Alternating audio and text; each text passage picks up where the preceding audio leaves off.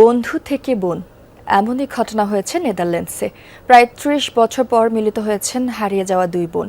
ভারতের অনাথ আশ্রম থেকে তাদের দত্তক নিয়েছিল দুটি ভিন্ন ডাচ পরিবার। শৈশব থেকে বন্ধুত্বের সম্পর্ক থাকলেও জানতে পারেননি কিছুই।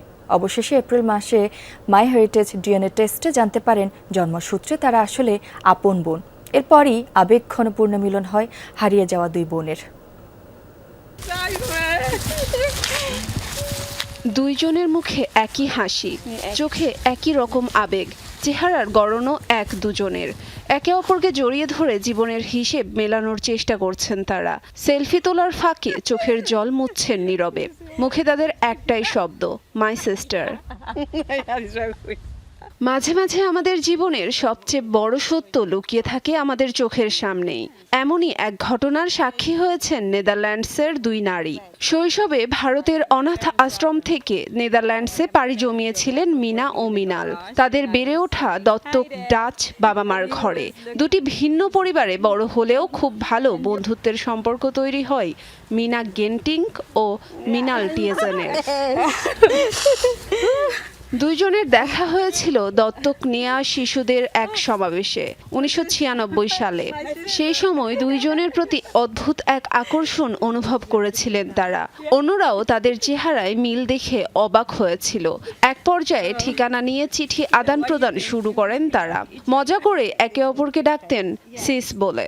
সেই থেকেই মিনা ও মিনালের বন্ধুত্বের সূচনা।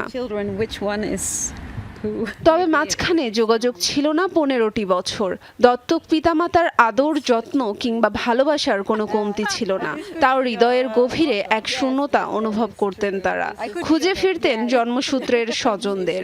গত এপ্রিল মাসে মাই হেরিটেজ ডিএনএ টেস্ট বদলে দেয় তাদের জীবন। ৩০টি বছর পর জানতে পারেন তারা আসলে জন্মসূত্রে বোন।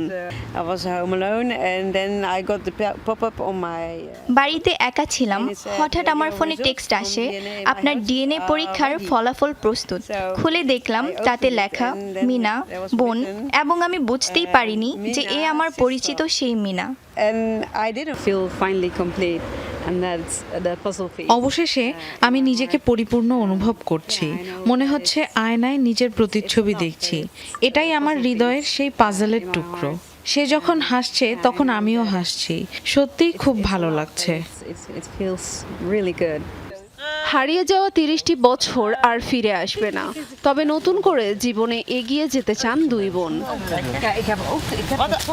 আয়েশা রেজওয়ানা, যমুনা নিউজ।